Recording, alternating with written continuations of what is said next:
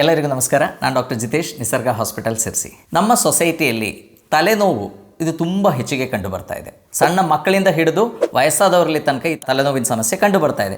ಈಗ ನಮ್ಮಲ್ಲಿ ಎಷ್ಟೋ ಜನ ಪೇಷಂಟ್ಸ್ ಬರ್ತಾರೆ, ಅವರು they will be chronic headache patients, ಅಂದರೆ ಭಾಳ ವರ್ಷಗಳಿಂದ ತಲೆನೋವಿದೆ, ಆದರೂ ಅದು ಕಂಪ್ಲೀಟ್ಲಿ ಅದರಿಂದ ಹೊರ ಬರಲಿಕ್ಕೆ ಆಗಿಲ್ಲ ಅವರ ಹತ್ರ ಇನ್ನೂ. ಸೊ ಈ ತಲೆನೋವು ಏನಿದೆ, ಸಿಂಪ್ಟಮ್ಸ್ ಏನಿದೆ, ಅದು varies from person to person. ಅಂದರೆ ಕೆಲವರಿಗೆ ಏನಾಗುತ್ತೆ, ನೀವೆಲ್ಲ ನೋಡಿರ್ಬೋದು, ಲೈಕ್ ಫ್ರಂಟಲ್ ಹೆಡ್ಡೇಕ್, ಫ್ರಂಟ್ ಪೋರ್ಷನಲ್ಲಿ ಸಿವಿಯರ್ ಪೇನ್ ಬರುವುದಿದೆ, ಕೆಲವರಿಗೆ ಅರ್ಧ ತಲೆ ಅಷ್ಟೇ ನೋವು ಬರಲಿಕ್ಕೆ ಬರುತ್ತೆ. ಆ್ಯಂಡ್ ಕೆಲವರಿಗೆ ಟೆಂಪಲ್ಸ್ ಏನಿದೆ ಇಲ್ಲಿ ಸಿವಿಯರ್ ಪೇನ್ ಅನುಭವ ಆಗ್ಬೋದು. ಕೆಲವರಿಗೆ ಫ್ರಂಟಲ್ಲಿ ನಮ್ಮ ಸೈನಸಸ್ ಏನಿದೆ, ಸೈನಸೈಟಿಸಿಂದ ಬರುವಂಥ ಹೆಡ್ಡೇಕ್ ಆದರೆ ಫ್ರಂಟ್ ಮುಖದಲ್ಲಿ ಸಿವಿಯರ್ ಪೇನ್ ಅನುಭವ ಆಗ್ಬೋದು.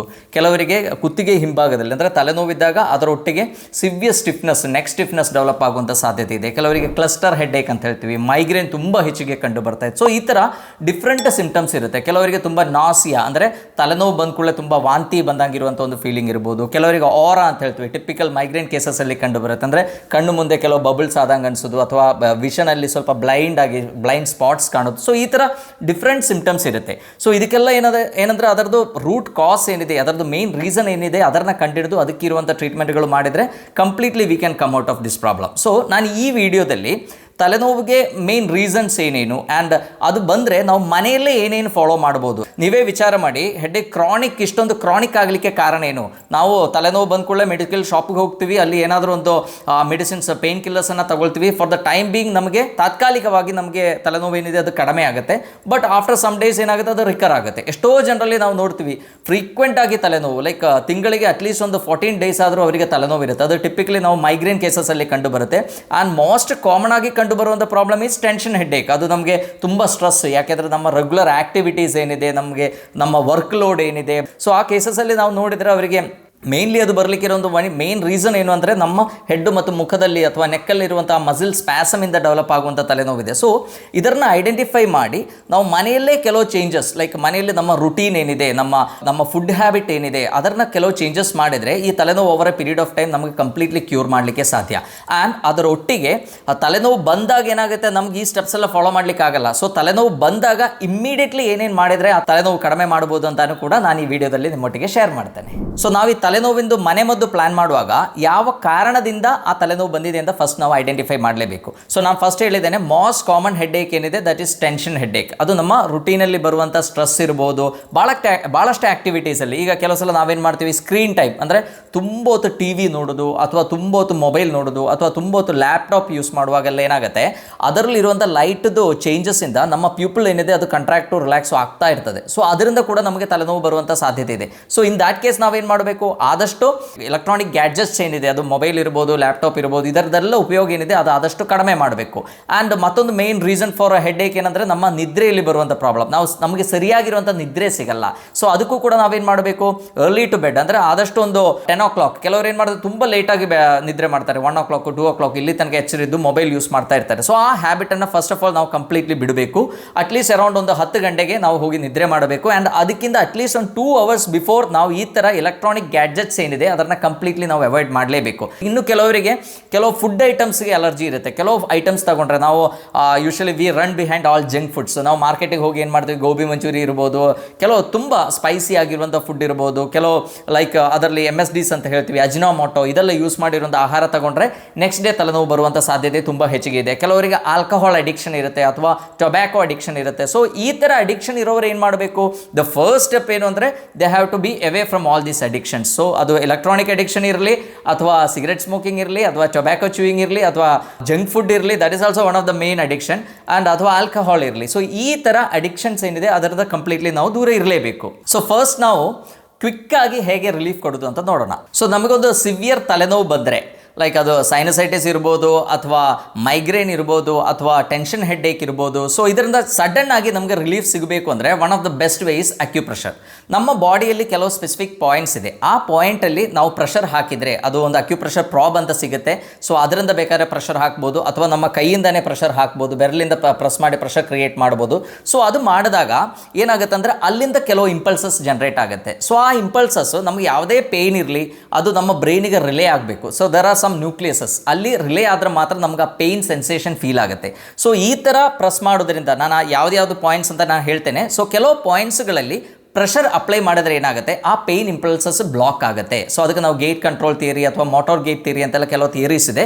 ಸೊ ಅದರ ಪ್ರಕಾರ ಆ ಪೇಯ್ನ್ ಇಂಪಲ್ಸಸ್ ಬ್ಲಾಕ್ ಆದಾಗ ನಮಗೆ ಸಡನ್ ಆಗಿ ತಲೆನೋವಿಂದ ರಿಲೀಫ್ ಸಿಗುತ್ತೆ. ಸೊ ಅದರಲ್ಲಿ ಒನ್ ಆಫ್ ದ ಯಾವ ಪಾಯಿಂಟನ್ನು ನಾನು ಹೇಳ್ತೇನೆ. One main point is between your eyebrows. ನಮ್ಮ ಎರಡು ಐಬ್ರೋ ಮಧ್ಯದಲ್ಲಿ ನಾವೇನು ಮಾಡ್ಬೋದು, ಒಂದು ಬೆರಳಿಂದ ಕಂಟಿನ್ಯೂಸ್ ಆಗಿ 1 to 2 minutes ಪ್ರೆಸ್ ಮಾಡಿ ಈ ಥರದ ನಿಧಾನಕ್ಕೆ ರೊಟೇಟ್ ಮಾಡೋದು ಕೂಡ ನಮಗೆ ಈ ತಲೆನೋವು ಕಡಿಮೆ ಮಾಡಲಿಕ್ಕೆ ತುಂಬ ಈಸಿಯಾಗಿರುವಂಥ ಒಂದು ಟ್ರಿಕ್. ಆ್ಯಂಡ್ ನೆಕ್ಸ್ಟ್ ಪಾಯಿಂಟ್ ಏನಂದರೆ, ನಮ್ಮ ಕೈ, ನಮ್ಮ ಹೆಗು ಅಂತ ಹೇಳ್ತೀವಿ ಈ ಪಾಯಿಂಟಿಗೆ, ನಮ್ಮ ಹೆಬ್ಬಟ್ಟು ಮತ್ತು ಇಂಡೆಕ್ಸ್ ಫಿಂಗರ್ ಮಧ್ಯದಲ್ಲಿರುವಂಥ ಈ ಹೈಯೆಸ್ಟ್ ಪಾಯಿಂಟ್ ಏನಿದೆ, ಈ ಪಾಯಿಂಟಲ್ಲಿ ಕೂಡ ನಾವು ಪ್ರೆಷರ್ ಕೊಡ್ಬೋದು. 1 to 2 minutes ಕಂಟಿನ್ಯೂಸ್ ಪ್ರೆಷರ್ ಕೊಟ್ಟರೆ ತಲೆನೋವಿಂದ ತುಂಬ ರಿಲೀಫ್ ಸಿಗುತ್ತೆ. ಆ್ಯಂಡ್ ಆ ಪಾಯಿಂಟ್ ಕೂಡ ತುಂಬ ಟೆಂಡರ್ ಆಗಿರುತ್ತೆ. ನೀವು ಅಬ್ಸರ್ವ್ ಮಾಡಿ ನೋಡಿ, ಲೈಕ್ ಹೆಡ್ ಏಕ್ ಇದ್ದಿದ್ದ ಟೈಮ್ಗೆ ನೀವು ಇದು ಮುಟ್ಟುವಾಗ ಅಲ್ಲಿ ತುಂಬ ಸಿವಿಯರ್ ಪೇಯ್ನ್ ಅನುಭವ ಆಗುತ್ತೆ. ಸೊ ಅಲ್ಲಿ ಕೂಡ ನಾವು ಕಂಟಿನ್ಯೂಸ್ ಆಗಿ ಪ್ರೆಷರ್ ನಮ್ಮ ಬೆರಳಿಂದಾನೇ ಕೊಡ್ಬೋದು ಅಥವಾ ಯಾವುದಾದ್ರೂ ಶಾರ್ಪ್ ಆಬ್ಜೆಕ್ಟಿಂದ ಕೊಡ್ಬೋದು. ತುಂಬ ಶಾರ್ಪ್ ಇರೋ ಆಬ್ಜೆಕ್ಟಿಂದ ಒತ್ತಬಾರ್ದು, ಅದಕ್ಕೆ ಅಕ್ಯುಪ್ರೆಷರ್ ಪ್ರಾಬಂಧಾನೇ ಸಿಗುತ್ತೆ ನಿಮಗೆ ಮಾರ್ಕೆಟಲ್ಲಿ. ಸೊ ಅದರಿಂದ ನಾವು ಪ್ರೆಸ್ ಮಾಡಿದರೆ ಈ ಪೇಯ್ನ್ ಕಡಿಮೆ ಮಾಡಲಿಕ್ಕೆ ಸಾಧ್ಯ. ಅದರೊಟ್ಟಿಗೆ ನಮ್ಮ ಈ ಎಲ್ಬೋ ಏನಿದೆ, ಎಲ್ಬೋಯಿಂದ ಲ್ಯಾಟ್ರಲ್ ಸೈಡ್ ಹೊರಗಡೆ ಪೋರ್ಷನ್ ಏನಿದೆ, ಅಲ್ಲಿಂದ 4 ಬೆರಳುಗಳ ಕೆಳಗೆ ಒಂದು ಪಾಯಿಂಟ್ ಇದೆ. ಸೊ ಆ ಪಾಯಿಂಟಲ್ಲಿ ಕೂಡ 1 to 2 minutes ನಾವು ಕಂಟಿನ್ಯೂಸ್ಲಿ ಪ್ರೆಷರ್ ಕೊಡೋದರಿಂದ ಈ ತಲೆನೋವು ಕಡಿಮೆ ಮಾಡಲಿಕ್ಕೆ ಆಗುತ್ತೆ ನಮ್ಗೆ ಈಸಿಯಾಗಿ. ಆ್ಯಂಡ್ ಇಟ್ಸ್ ಎ ಇನ್ಸ್ಟೆಂಟ್, ನಮಗೆ ಅದು ಮಾಡಿ ವಿತಿನ್ ಒಂದು ನೋ ಟೈಮ್ ನಮಗೆ ಕಂಪ್ಲೀಟಾಗಿ ಒಂದು ಒಳ್ಳೆ ರಿಲೀಫ್ ಸಿಗುತ್ತೆ. ತಲೆನೋವಿನ ಇಂಟೆನ್ಸಿಟಿ ಏನಿದೆ ಅದು ಕಂಪ್ಲೀಟ್ಲಿ ಕಡಿಮೆ ಮಾಡಲಿಕ್ಕಾಗುತ್ತೆ. ಇನ್ನು ಸೈನುಸೈಟಿಸ್ ಅಥವಾ ನಾನು ಫಸ್ಟ್ ಹೇಳಿದ್ದೇನೆ, ಕೆಲವರಿಗೆ ತಲೆನೋವು ಬಂದಾಗ ಇಡೀ ಫೇಸಲ್ಲಿ ಪೇಯ್ನ್ ಇರುತ್ತೆ. ಆ್ಯಂಡ್ ಟೆನ್ಷನ್ ಹೆಡ್ ಏಕಲ್ಲಿ ನಮಗೆ ಸಿವಿಯರ್ ಸ್ಪ್ಯಾಸಮ್ ಇರುತ್ತೆ, ಮಸಲ್ಸ್ ಎಲ್ಲ ಒಂಥರ ಟೈಟ್ ಆಗಿರುತ್ತೆ. So in that case also ನಮಗೆ ಈ ಟೆಂಪಲಲ್ಲಿ ನಿಧಾನಕ್ಕೆ ಹೀಗೆ ಪ್ರೆಷರ್ ಕೊಟ್ಟು ರೊಟೇಟ್ ಮಾಡೋದು ತುಂಬ ಒಳ್ಳೆಯದು. ಅದು ಅಟ್ ದ ಸೇಮ್ ಟೈಮ್ ನಮ್ಮ ಫ್ರಂಟ್, ನಮ್ಮ ನೋಸ್ಟ್ರಿಲ್ಸ್ ಏನಿದೆ ಅದರ ಪಕ್ಕದಲ್ಲಿ ಇರುವ ಪಾಯಿಂಟ್ಸಲ್ಲಿ ಕೂಡ ಈಗ ಕಂಟಿನ್ಯೂಸ್ ಆಗಿ ಒಂದು 1 to 2 minutes ಪ್ರೆಷರ್ ಕೊಟ್ಟು ಈ ಥರ ರೊಟೇಟ್ ಮಾಡೋದ್ರಿಂದ ಏನಾಗುತ್ತೆ, ತಲೆನೋವು ಕಡಿಮೆ ಮಾಡಲಿಕ್ಕೆ ಆಗುತ್ತೆ.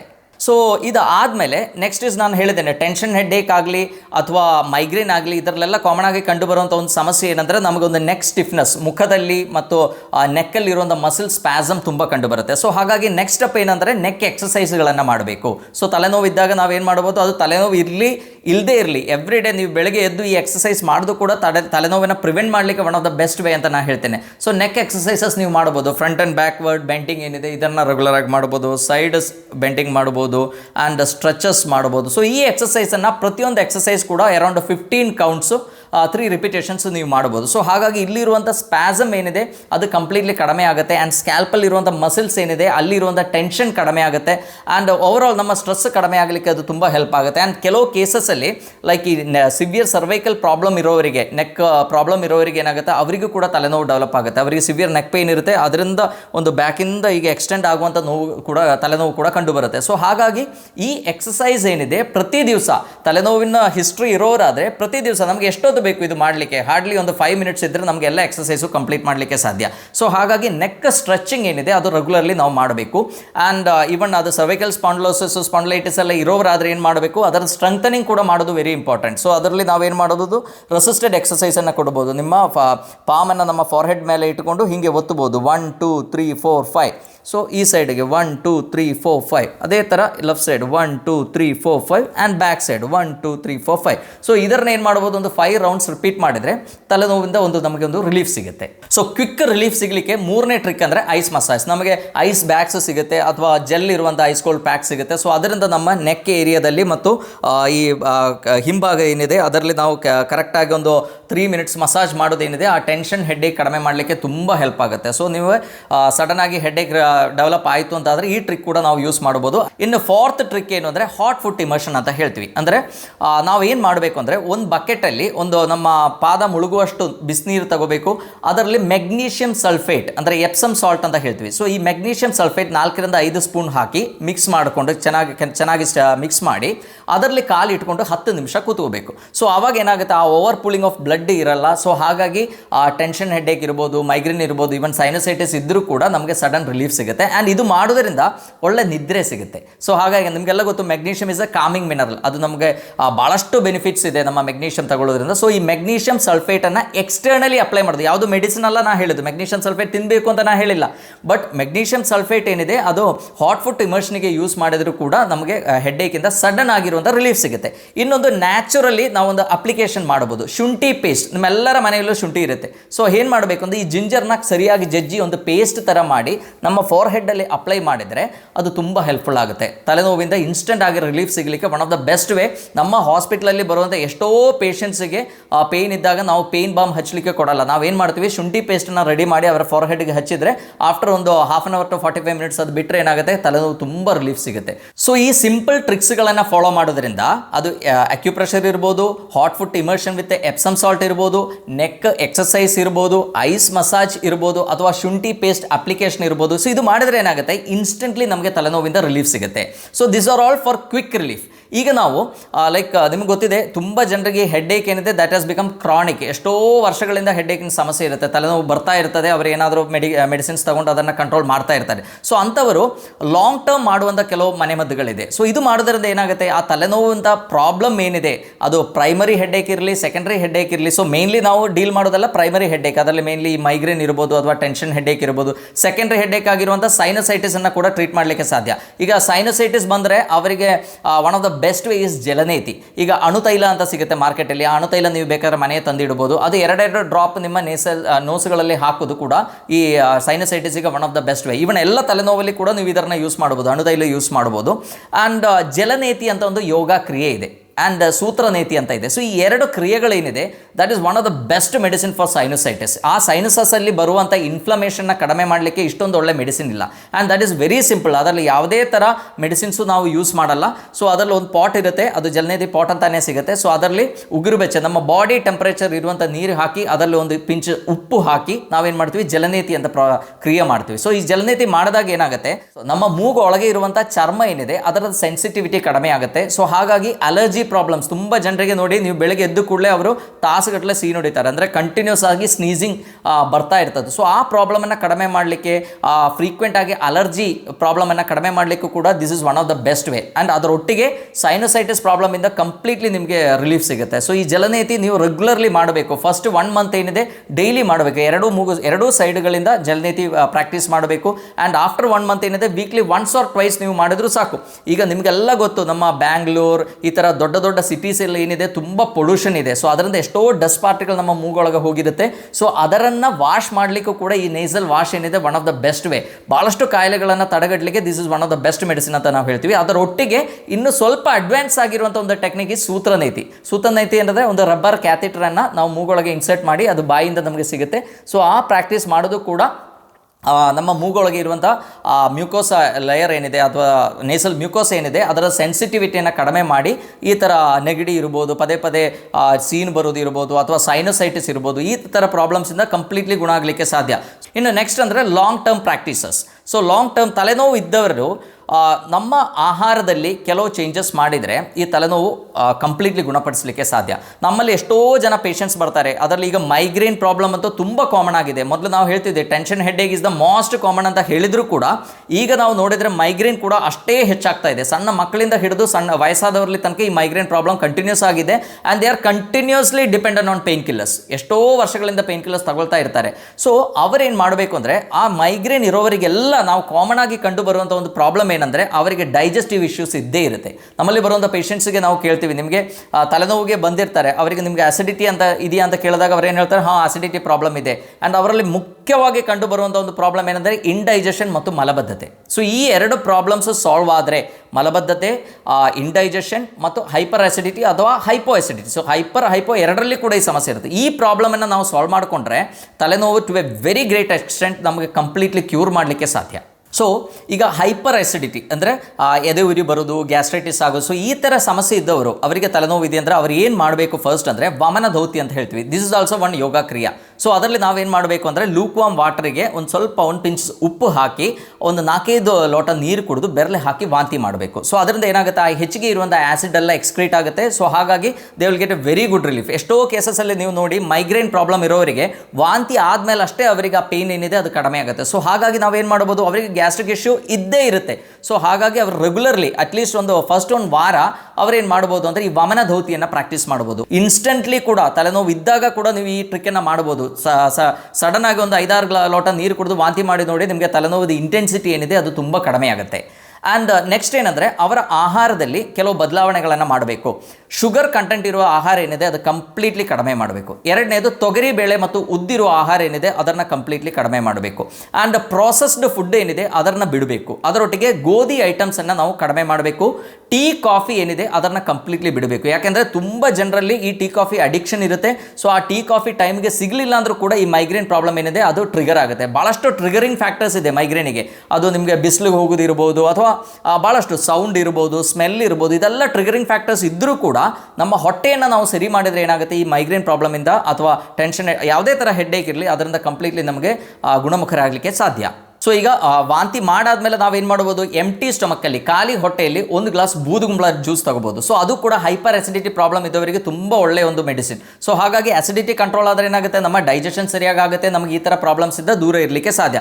ಈವನ್ ಎಚ್ ಪೈಲೋರಿ ಇನ್ಫೆಕ್ಷನ್ ಇರುತ್ತೆ ಕೆಲವರಿಗೆ, ಅವರೇನು ಮಾಡ್ಬೋದು ಅಂದರೆ ಎಷ್ಟಿ ಮತ್ತು ಚೂರ್ಣ ಸಿಗುತ್ತೆ ನಿಮ್ಮ ಮಾರ್ಕೆಟಲ್ಲಿ, ಅಥವಾ ಎಷ್ಟಿ ಮದ್ದು ಸಿಗುತ್ತೆ, ಅದರ ಒಂದು ಕಷಾಯ ಮಾಡಿ ಕುಡಿಯೋದು ಕೂಡ one of the best practice. After food, after breakfast ಆದಮೇಲೆ ಎಷ್ಟಿ ಮದ್ದು 1 ಚಮಚ 1 ಗ್ಲಾಸ್ ನೀರಿಗೆ ಹಾಕಿ ಕುದಿಸಿ ಅದನ್ನು ಅರ್ಧ ಗ್ಲಾಸ್ಗೆ ಬದಿಸಬೇಕು.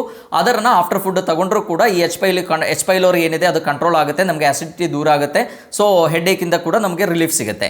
ಆ್ಯಂಡ್ ಕೆಲವರಿಗೆ ಏನಿದೆ ಹೈಪೋ ಅಸಿಡಿಟಿ ಇರುತ್ತೆ. ಹೈಪೋ ಅಸಿಡಿಟಿ ಅಂದರೆ ಆಸಿಡ್ ಪ್ರೊಡಕ್ಷನ್ ಏನಿದೆ ಅದು ಕಡಿಮೆ ಇರುತ್ತೆ. ಸೊ ಅವರೇನು ಮಾಡ್ಬೋದು ಅಂದರೆ ಅವರಿಗೆ ಆ್ಯಪಲ್ ಸಿಡರ್ ವಿನೆಗರ್ ಸಿಗುತ್ತೆ ಮಾರ್ಕೆಟಲ್ಲಿ. ಸೊ ಆಹಾರ ತಗೊಳ್ಳೋಕ್ಕಿಂತ 5 ನಿಮಿಷ ಮೊದಲು ಒಂದು ಆ್ಯಪಲ್ ಸಿಡರ್ ವಿನೆಗರ್ ತಗೊಂಡ್ರೆ ಏನಾಗುತ್ತೆ, ಆ್ಯಪಲ್ ಸಿಡರ್ ವಿನೆಗರಲ್ಲಿ ಅಸೆಟಿಕ್ ಆಸಿಡ್ ಇದೆ. ಸೊ ಅದು ನಿಮ್ಮ ಡೈಜೆಷನ್ನ ಇಂಪ್ರೂವ್ ಮಾಡುತ್ತೆ. ಸೊ ತಲೆನೋವಿಂದ ರಿಲೀಫ್ ಸಿಗಲಿಕ್ಕೆ ಅದು ತುಂಬ ಈಸಿ ಆಗುತ್ತೆ. ಇನ್ನೂ ನ್ಯಾಚುರಲಿ ಬೇಕು ಅಂತ ಆದರೆ ಜಿಂಜರ್ ಜ್ಯೂಸನ್ನು ತಗೋಬೋದು. ರೆಗ್ಯುಲರ್ಲಿ ಜಿಂಜರ್ ಜ್ಯೂಸ್ ತಗೊಂಡ್ರೆ ಏನಾಗುತ್ತೆ, ಅದು ಡೈಜೆಷನ್ನ ಇಂಪ್ರೂವ್ ಮಾಡುತ್ತೆ, ನಮ್ಮ ಗ್ಯಾಸ್ಟ್ರಿಕ್ ಮೋಟಿಲಿಟಿ ಏನಿದೆ ಅದನ್ನು ಇಂಪ್ರೂವ್ ಮಾಡುತ್ತೆ. ಸೊ ಹಾಗಾಗಿ ಇನ್ ಅ ಲಾಂಗ್ ಟರ್ಮ್ ನಾನೀಗ ಹೇಳುವಂಥ ಈ ಲೈಕ್ ಟ್ರಿಕ್ಸ್ ಮನೆಮದ್ದುಗಳೇನಿದೆ ಅದು at least for A period of 1 to 2 months ನೀವು ಸ್ಟ್ರಿಕ್ಟ್ಲಿ ಫಾಲೋ ಮಾಡಬೇಕು. ಆವಾಗ ನಿಮಗೆ ಎಪಿಸೋಡ್ಸ್ ಆಫ್ ಹೆಡ್ಏಕ್ ಏನಿದೆ, ಪದೇ ಪದೇ ವಾರ ತಲೆನೋವು ಬರೋದು ಅಥವಾ 15 ದಿವಸಕ್ಕೊಮ್ಮೆ ತಲೆನೋವು ಬರೋದು, ಈ ಥರ ಪ್ರಾಬ್ಲಮ್ಸ್ ಏನಿದೆ ಅದನ್ನು ಕಂಪ್ಲೀಟ್ಲಿ ದೂರ ಇರಲಿಕ್ಕೆ ಸಾಧ್ಯ.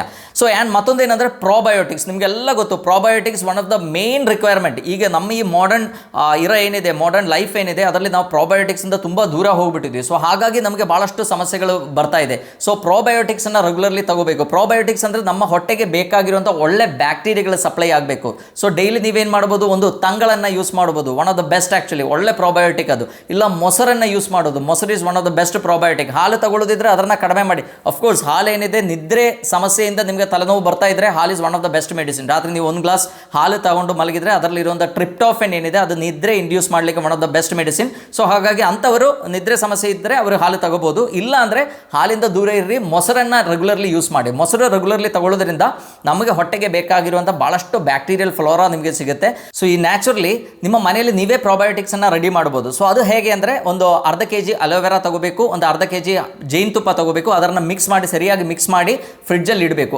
ಆಫ್ಟರ್ 7 days ಏನಿದೆ ಅದರಲ್ಲಿ ಪ್ರತಿ ದಿವಸ ನೀವು 150 ml ಸೇವಿಸ್ತಾ ಬರಬೇಕು. That is one of the best probiotic. So ಅದರಿಂದ ಏನಾಗುತ್ತೆ, ನಮ್ಮ ಹೊಟ್ಟೆಯಲ್ಲಿ ಒಳ್ಳೆ ಬ್ಯಾಕ್ಟೀರಿಯಾ ಡೆವಲಪ್ ಆಗುತ್ತೆ. ಅದು ಬಿಫಿಡೋ ಬ್ಯಾಕ್ಟೀರಿಯಾ ಇರ್ಬೋದು, ಲ್ಯಾಕ್ಟೋಬ್ಯಾಸಿಲಸ್ ಇರ್ಬೋದು. ಸೊ ಈ ಥರ ಒಳ್ಳೆ ಬ್ಯಾಕ್ಟೀರಿಯಾಗಳು ಡೆವಲಪ್ ಆದಾಗ ನಮ್ಮ ಹೊಟ್ಟೆಯಲ್ಲೇ ನಮ್ಮ ಬ್ರೈನಿಗೆ ಬೇಕಾಗಿರುವಂಥ ನ್ಯೂರೋ ಟ್ರಾನ್ಸ್ಮಿಟರ್ಸ್ ಎಲ್ಲ ಪ್ರೊಡ್ಯೂಸ್ ಆಗೋದು. Gut is the second brain. So ಹೊಟ್ಟೆಯಲ್ಲಿ ಏನಾದರೂ ಸಮಸ್ಯೆ ಇದ್ದರೂ ಕೂಡ ನಮಗೇನಾಗುತ್ತೆ, ತಲೆನೋವು ಡೆವಲಪ್ ಆಗುವಂಥ ಸಾಧ್ಯತೆ ಇದೆ. ಸೊ ಈ ಪ್ರೋಬಯೋಟಿಕನ್ನು ನಾವು ರೆಗ್ಯುಲರ್ಲಿ ತಗೊಂಡ್ರೆ ಏನಾಗುತ್ತೆ, ಹೊಟ್ಟೆಯಲ್ಲಿ ಒಳ್ಳೆ ಬ್ಯಾಕ್ಟೀರಿಯಾಗಳು ಡೆವಲಪ್ ಆಗುತ್ತೆ. ಒಳ್ಳೆ ಬ್ಯಾಕ್ಟೀರಿಯಾಗಳು ಡೆವಲಪ್ ಆದಾಗ ಅದು ಗ್ಯಾಸ್ಟ್ರೈಟಿಸ್ ಕಡಿಮೆ ಮಾಡಲಿಕ್ಕೆ ಹೆಲ್ಪ್ ಆಗುತ್ತೆ, ಹೈಪೋ ಅಸಿಡಿಟಿ ಕಡಿಮೆ ಮಾಡಲಿಕ್ಕೆ ಹೆಲ್ಪ್ ಆಗುತ್ತೆ, ಮಲಬದ್ಧತೆ ಕಡಿಮೆ ಮಾಡಲಿಕ್ಕೆ ಕೂಡ ಹೆಲ್ಪ್ ಆಗುತ್ತೆ. ಯಾಕೆಂದರೆ ಕೆಟ್ಟ ಬ್ಯಾಕ್ಟೀರಿಯಾಗಳು ಇದ್ದಾಗ, ನಮ್ಮ ಹೊಟ್ಟೆಯಲ್ಲಿ ಕೆಟ್ಟ ಬ್ಯಾಕ್ಟೀರಿಯಾಗಳು ಇದ್ದಾಗ ಮೀಥೇನ್ ಪ್ರೊಡ್ಯೂಸ್ ಆಗುತ್ತೆ. ಮೀಥೇನ್ ಪ್ರೊಡ್ಯೂಸಿಂಗ್ ಮೆಥನೋಜೆನಿಕ್ ಬ್ಯಾಕ್ಟೀರಿಯಾಗಳಂತ ಇದೆ. ಸೊ ಈ ಮೆಥನೋಜೆನಿಕ್ ಬ್ಯಾಕ್ಟೀರಿಯಾಗಳು ಇದ್ದಾಗ ಏನಾಗುತ್ತೆ, ನಮ್ಮ ಗ್ಯಾಸ್ಟ್ರಿಕ್ ಮೋಟಿಲಿಟಿ ಏನಿದೆ, ನಮ್ಮ ಪೆರಿಸ್ಟಾಲ್ಟಿಕ್ ಮೂವ್ಮೆಂಟ್ ಏನಿದೆ, ನಾವು ತಿಂದಿರುವ ಆಹಾರ ಏನಿದೆ ಅದು ಡೈಜೆಸ್ಟ್ ಆಗಿ ವಿತಿನ್ 36 hours ನಮ್ಮ ಬಾಡಿಯಿಂದ ಹೊರಗೆ ಹೋಗಬೇಕು, ವೇಸ್ಟ್ ಹೊರಗೆ ಹೋಗಬೇಕು. ಬಟ್ ಕೆಲವು ಕೇಸಸಲ್ಲಿ ಏನಾಗುತ್ತೆ, ಅದು 36 hours ಹೆಚ್ಚಿಗೆ ಇದ್ದಾಗ ಅದನ್ನು ನಾವು ಮಲಬದ್ಧತೆ ಅಂತ ಹೇಳ್ತೀವಿ. 36 hours ತುಂಬ ಕಡಿಮೆ ಇದ್ದರೆ ಅದನ್ನು ನಾವೇನು ಮಾಡ್ತೀವಿ, ಲೂಸ್ ಮೋಷನ್ ಅಂತ ಹೇಳ್ತೀವಿ.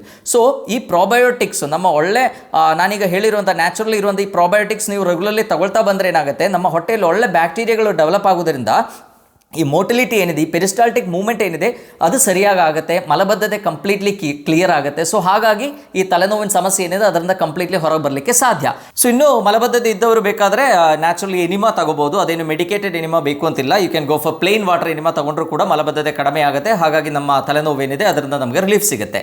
ಇನ್ನು ಇದು ಬಿಟ್ಟು ನಾವೇನು ಮಾಡಬೇಕು ಅಂದರೆ ರೆಗ್ಯುಲರ್ಲಿ ನಮ್ಮ ಫುಡ್ಡಲ್ಲಿ ಕೆಲವು ಚೇಂಜಸ್ ಮಾಡಲೇಬೇಕು.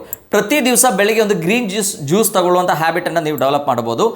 ತುಂಬ ಲೀಫಿ ವೆಜಿಟೇಬಲ್ಸ್, ಅದು ಹರಿವೆ ಸೊಪ್ಪು, ನುಗ್ಗೆ ಸೊಪ್ಪು, ಪಾಲಕ್ ಸೊಪ್ಪು, ಬಸಳೆ ಸೊಪ್ಪು, ಈ ಥರ ಸೊಪ್ಪುಗಳೆಲ್ಲ ಹಾಕಿ ಒಂದು ಜ್ಯೂಸ್ ಮಾಡಿ ತಗೊಂಡ್ರೆ ಏನಾಗುತ್ತೆ ಅಂದರೆ ಅದರಲ್ಲಿ ಮ್ಯಾಕ್ಸಿಮಮ್ ನಮಗೆ ಫೋಲೇಟ್ ಮತ್ತು ಮೆಗ್ನೀಷಿಯಮ್ ಸಿಗುತ್ತೆ. ಸೊ ಇದೆರಡೂ ಕೂಡ ನಮ್ಮ ಈ ಹೆಡ್ಏಕ್ ಏನಿದೆ ಅದು ರಿಲೀವ್ ಮಾಡಲಿಕ್ಕೆ one of the best medicine ಅಂತ ನಾವು ಹೇಳ್ಬೋದು. ಇದು ಬಿಟ್ಟರೆ ಬೇಕಾದ್ರೆ ನೀವು ಒಂದು ಪುದೀನ ಕಷಾಯ ಮಾಡ್ಬೋದು, ಅಥವಾ ಪುದೀನ ಜ್ಯೂಸ್ ಮಾಡಿ ತಗೋಬೋದು, ಅಥವಾ ಅಮೃತಬಳ್ಳಿ is also one of the best to relieve headache actually. So ಅದರದೆಲ್ಲ ಕಷಾಯ ಮಾಡಿ ತಗೊಂಡ್ರು ಕೂಡ ನಮಗೆ ಈ ಥರ ಹೆಡ್ಏಕ್ಸ್ ಏನಿದೆ ಅದರಿಂದ ನಮಗೆ ರಿಲೀಫ್ ಸಿಗುತ್ತೆ. ಸೊ ನಾನು ಈಗ ಹೇಳಿರುವಂಥ ಈ ಟಿಪ್ಸ್ ಏನಿದೆ, ಸೊ ಇದು ನೀವು ಒಂದ್ಸಲ ಪ್ರಾಕ್ಟೀಸ್ ಮಾಡಿ ನೋಡಿ. ಆ್ಯಂಡ್ ನಮಗೆ ಮ್ಯಾಕ್ಸಿಮಮ್ ಈ ಪೇನ್ ಕಿಲ್ಲರ್ಸ್ದು ಯೂಸೇಜ್ ಏನಿದೆ ಅದನ್ನು ಕಡಿಮೆ ಮಾಡಲಿಕ್ಕಾಗುತ್ತೆ. ಹಾಗೂ over A period of 2 months ನಮಗೆ ತಲೆನೋವಿಂದ ಕಂಪ್ಲೀಟ್ ರಿಲೀಫ್ ಕೂಡ ಸಿಗುತ್ತೆ. ಸೊ ಎಲ್ಲರೂ ಇದನ್ನು ಫಾಲೋ ಮಾಡಿ ಅಂತ ಹೇಳ್ತಾ ಎಲ್ಲರಿಗೂ ಧನ್ಯವಾದ.